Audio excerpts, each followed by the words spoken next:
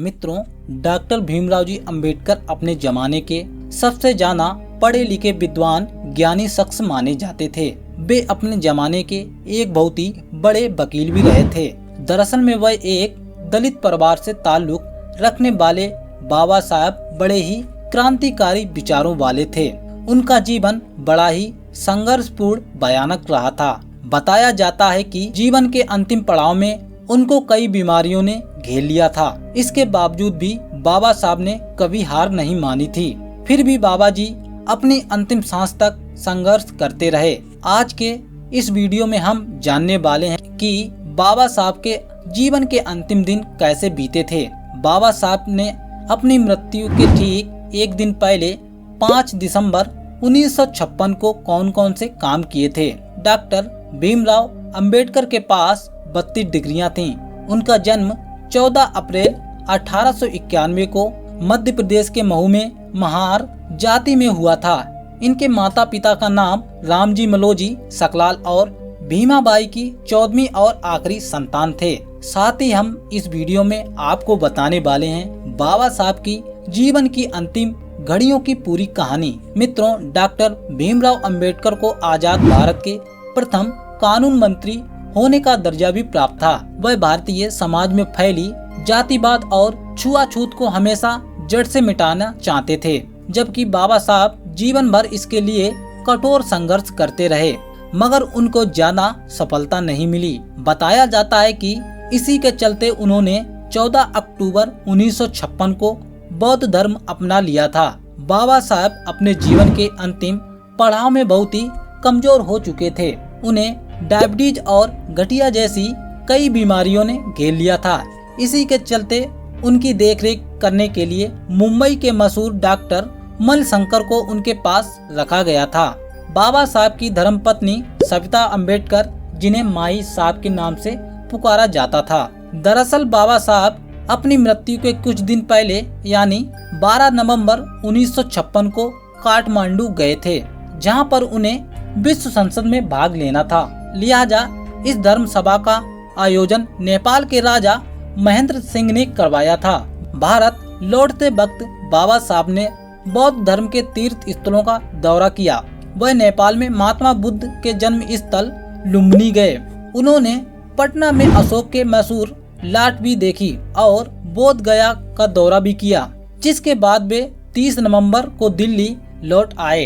इधर दिल्ली की संसद में सर्दियां बड़ी तेज से शुरू हो चुकी थीं।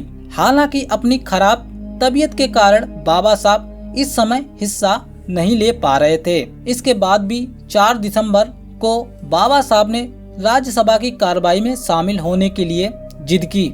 ये उनके संसद में जाने का आखिरी दिन था। इसके बाद वे 26 अलीमपुर मार्ग स्थित अपने आवास लौट शाम को हल्का खाना खाकर सो जाते हैं। निधन से एक दिन पहले ही यानी 5 दिसंबर को बाबा साहब सुबह 8:30 बजे सोकर उठ जाते हैं, जिसके बाद उन्होंने माई साहब के साथ बैठकर चाय पी। बाबा साहब ने रोजमर्रा के काम भी निपटाए और नाश्ता की टेबल पर बैठ गए। उसके बाद तीनों लोगों ने यानी बाबा साहब, माई साहब और डॉक्टर मालवी शंकर ने साथ में बैठकर नाश्ता किया और बात करते करते बाबा साहब अखबार भी पढ़ते हैं। उसके बाद बाबा साहब को रोज की तरह दवाएं और इंजेक्शन दिए जाते हैं। इसके बाद बाबा साहब को दिन के 12 बजे भोजन के लिए बुलाया जाता है। तब वे पुस्तकालय में किताब पढ़ने में व्यस्त थे। उन्हें पढ़ने लिखने का बहुत ही रुचि था। हर समय उनके पास किताबों का जमाव लगा रहता था। बताया जाता है कि बाबा साहब की लाइब्रेरी में 40,000 के लगभग पुस्तकें मौजूद थीं। भोजन करने के बाद बाबा साहब सोने चले जाते हैं। उनकी नींद में खलल न पड़े, इसके लिए उनकी धर्मपत्नी सविता अंबेडकर उन्हें बिना बताए बाजार निकल जाती हैं। शाम को 5:30 बजे वह बाजार से वापस आकर देखती हैं कि बाबा साहब बहुत ही गुस्से में थे। बाबा साहब का गुस्सा होना कोई एक नई बात नहीं थी। अगर उनकी कोई भी किताब अपनी जगह पर नहीं मिलती या कलम कहीं और होता तो बाबा साहब गुस्से में भड़क जाते थे।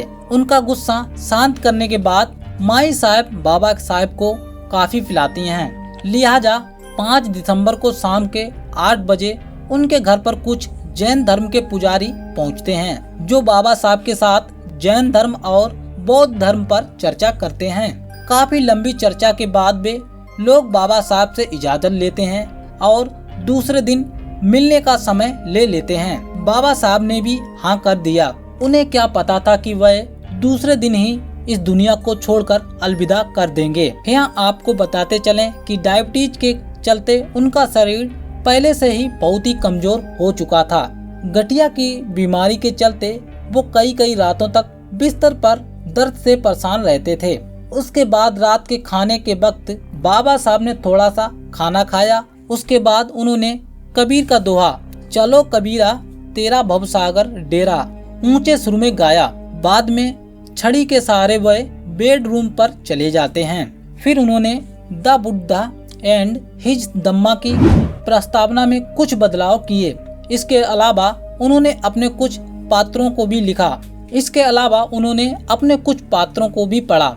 असल में वह देर रात तक पुस्तक पढ़ने में ही व्यस्त रहते थे, मगर उसी 5 दिसंबर की रात को वे 11 बजे ही सोने चले गए थे। मित्रों, ये रात बाबा साहब के लिए आखिरी रात साबित हुई थी। 6 दिसंबर 1956 को सुबह के ठीक 7:30 बजे जब उन्हें चाय पीने के लिए जगाया जाता है तो उस रूम में बिल्कुल सन्नाटा था। बाबा साहब की सांसें बंद थीं, यानी कि वे हमेशा के लिए इस दुनिया को अलविदा कह चुके थे।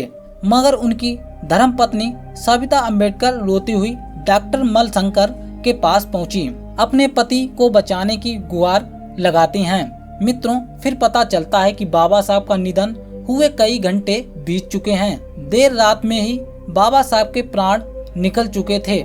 माई साहब को जबरदस्त धक्का लगा। उस वक्त बंगले में वह केवल 2 ही लोग थे, माई साहब और डॉक्टर साहब। दोस्तों, 14 अप्रैल 1891 में मध्य प्रदेश के मऊ में जन्मे डॉक्टर भीमराव अंबेडकर एक युग के पुरुष थे।